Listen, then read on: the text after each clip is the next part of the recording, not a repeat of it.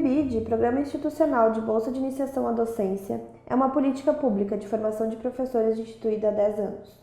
O programa inicial oferece bolsas de iniciação à docência aos alunos que se dediquem aos estágios nas escolas públicas de nível básico, articulando com o ensino superior. No princípio, o foco das atividades eram as escolas cujo IDEB fosse menor que a média nacional, que é de 4,4. O IDEB são criados no mesmo ano, em 2007.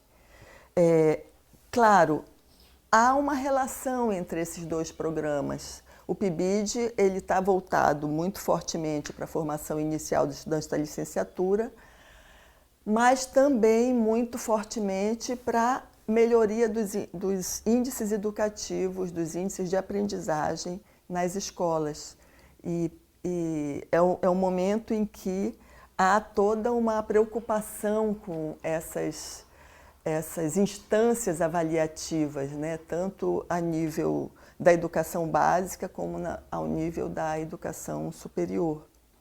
Então, ele é um programa governamental que promove bolsas para que os alunos possam iniciar, no seu percurso docente, na sua carreira como professores.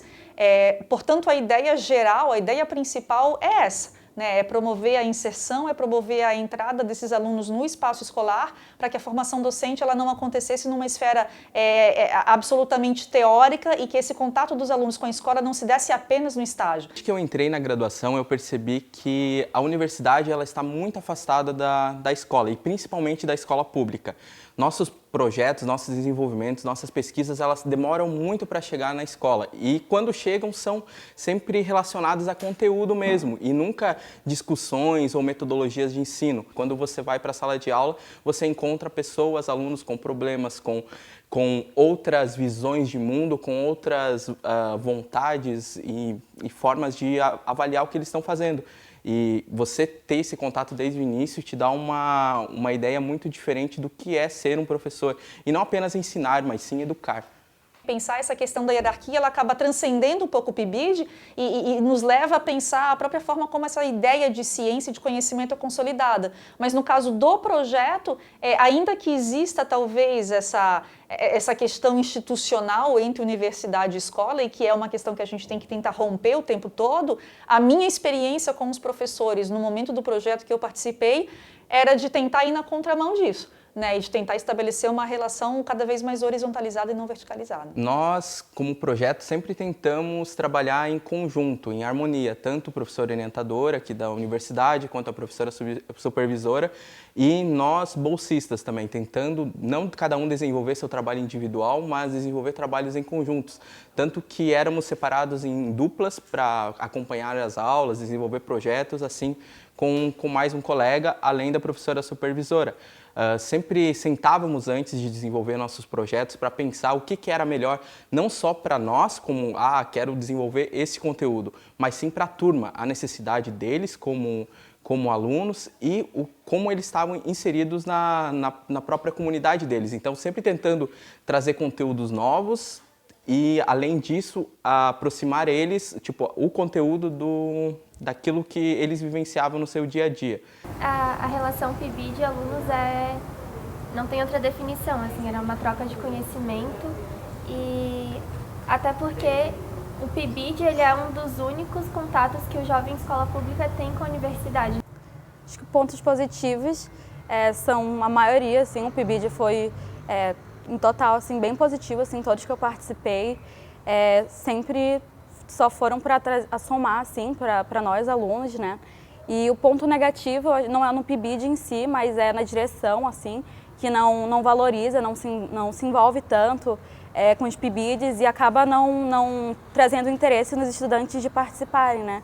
Porque a direção não traz aquilo incentivo para os alunos e só procura, assim, quando precisava fazer alguma apresentação, alguma coisa do tipo, e aí acabava que desmotivava, assim. E não só com os alunos, mas toda a comunidade escolar, né? Os pais, os professores, tinham professores que participavam também dos PIBIDs. Realmente havia uma desvalorização do PIBID na nossa escola.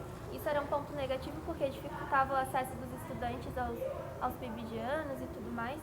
Mas, em contrapartida, também, eles foram muito importantes para a gente poder abrir os nossos horizontes, e eles estavam sempre resistindo lá dentro. Durante o projeto do PIBID, ele se desenvolveu numa escola super precarizada aqui do estado, que fica aqui no bairro Itacorubi mesmo, mas ela está totalmente aquém de qualquer auxílio público. Ela não tem biblioteca, ela não tem sala de informática. Os professores, eles meio que vão se virando com o que tem.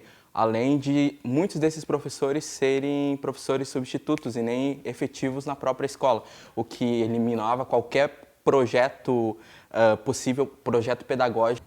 O programa, que tinha como mote o início da carreira docente enquanto o licenciando realiza a faculdade, converteu-se em um programa de permanência estudantil por realizar o pagamento de bolsas, sendo essas, muitas vezes, as únicas bolsas disponíveis. O programa que prevê a inserção dos alunos no espaço da escola e que precisa ser acompanhado por professores e que precisa ser orientado por outros professores de uma outra instituição, precisa haver uma série de subsídios e uma série de tempo disponível para que esses processos aconteçam. E o que a gente começou a ver é que cada vez mais um número determinado de alunos ficava ao encargo de um mesmo professor. Isso é um dos problemas, né? Impossibilitando que esse professor conseguisse fazer um acompanhamento efetivo, digamos assim, do trabalho que era desempenhado na escola. E, obviamente, um cerceamento de recursos, uma falta de investimento no programa, cortes de bolsas ou até problemas institucionais e burocráticos que impediam muitas vezes a renovação de bolsistas ou a troca de bolsistas, eram coisas que iam dificultando cada vez mais o programa a ser desempenhado e a atingir os seus objetivos. Então, eu não vejo tanto uma mudança no objetivo do PIBID, né? O que eu vejo é uma fragilização da importância que era dada a ele, que era delegada a ele, e, obviamente, né, um cerceamento dos recursos que faziam com que o programa existisse, né, e pudesse chegar, então, a esses objetivos que eram anunciados desde o início, quando o projeto for instituído. Nesses 10 anos, foram variadas as modificações do PIBID, e desde o final de 2014, ele vem sofrendo com cortes do programa, apesar dos protestos dos participantes. Tem toda uma reflexão crítica no âmbito da educação que vai enfatizar os aspectos da escola como uma instituição que reproduz, que foi criada, na verdade, na sociedade capitalista com o objetivo de reproduzir a ordem social capitalista, formar jovens e crianças adaptados a essa sociedade. O governo Lula buscou, de um lado, conciliar interesses dessas frações da classe burguesa que desenvolveram e dirigiram os processos educativos durante o governo FHC, e, por outro lado, quer dizer, uma opção de não confronto com essa perspectiva, de um não confronto direto com essa perspectiva, acabou gerando a manutenção pensando em termos estruturais, uma manutenção das desigualdades historicamente construídas no âmbito educativo. Quer dizer, é importante reter que houve diferenças profundas entre... O projeto que a gente tinha até o final do ano passado, ele era um projeto que se propunha a ser bastante amplo, né? A disponibilizar tempo para que o aluno pudesse ir para a escola e um tempo acompanhado, portanto, por um professor na escola e por um professor na universidade. Esse novo projeto, ainda que ele anuncie a continuidade dessa inserção do aluno na escola através do PIBID e da residência pedagógica, ele tem, ao meu ver, algumas complicações. Ele tem algumas complicações, especialmente em função das condições de realização mesmo do programa, né, novamente sobrecarregando aqueles professores que vão acompanhar os alunos, e ao sobrecarregar os professores que vão acompanhar os alunos, a gente tem aí uma dificuldade no que diz respeito à qualidade desse acompanhamento, mas mais complicado ainda que isso é quando a gente lê o projeto da residência e a gente percebe que a liberdade docente, né, a liberdade que havia no caso do PIBID no que diz respeito ao tratamento de determinados conteúdos, a forma como esses conteúdos eram escolhidos, organizados e ministrados na escola, o projeto da residência pedagógica, ele acaba cerceando isso quando ele acaba sendo vinculado diretamente ao documento da Base Nacional Comum Curricular, né? Então, um dos pré-requisitos, inclusive, para que a residência pedagógica seja implementada na universidade e seja aprovada nas escolas, é que, através da residência, se consiga implementar os elementos curriculares que estão anunciados na base, né? Então, é como se através das bolsas e através do programa da residência pedagógica, você obrigasse o professor, né, a assumir o texto da Base Nacional Curricular Comum, que a gente sabe é altamente questionável, né? E no caso do ensino médio, por exemplo, ele não foi sequer ainda aprovado, porque a gente sabe que ele está em processo de discussão. E é obviamente que a forma e o teor democrático dessa discussão é totalmente duvidoso, mas ele ainda está em discussão, as assembleias estão acontecendo, e você já está implementando um projeto que quer colocar isso, que ainda nem foi aprovado, em andamento, né? Então, é mais uma das fragilidades da ideia de residência pedagógica. Sendo assim, a interação e a inserção na escola acabaria acontecendo, mas acabaria acontecendo desde que uma série de práticas com as quais a gente nem sempre concorda sejam colocadas em prática, né? O que não quer dizer que não existam formas, né, de se tentar fazer, e através mesmo do programa de residência pedagógica, tentar de alguma forma trazer críticas e trazer problematizações a respeito do que ele mesmo propõe e do que ele mesmo possibilita. E é aí um pouco isso que a gente vai tentar fazer. Em outubro de 2017, o governo anunciou sua substituição pelo Programa Nacional de Residência Pedagógica.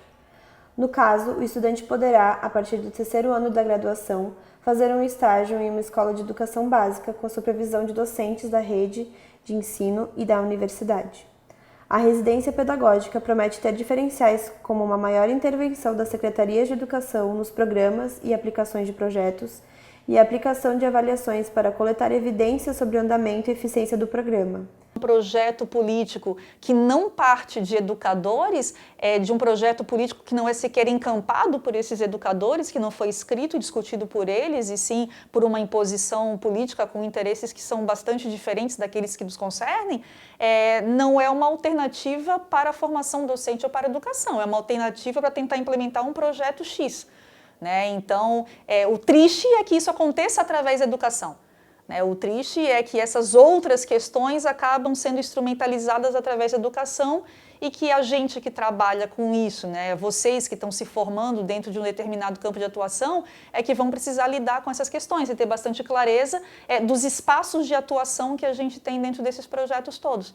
Né? E nesse sentido aí a residência pedagógica acaba sendo um desses espaços, mas tendo bastante consciência que ainda que ela seja anunciada como uma possibilidade, ela tem uma intencionalidade que vai muito além da qualidade da formação docente.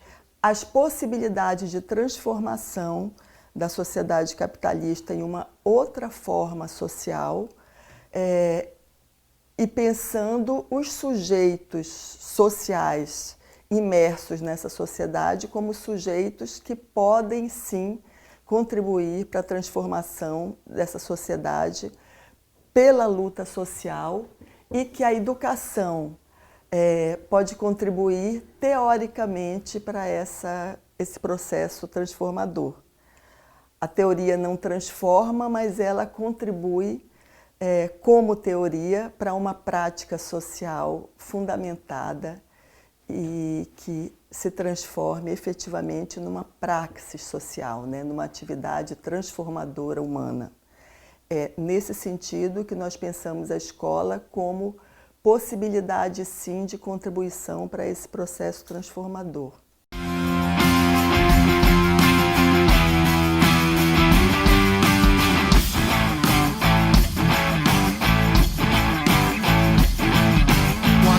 lutaram, tentaram, faleceram mais de 1000. Aqui vai virar o Chile ou o Chile virou o Brasil. Memorável, luta consciente e coincidentemente incrível. E é difícil e dói saber e descobrir que a única coisa que cresce mais do que a inflação é o genocídio. Só pra deixar bem claro, irmão, não tem arrego.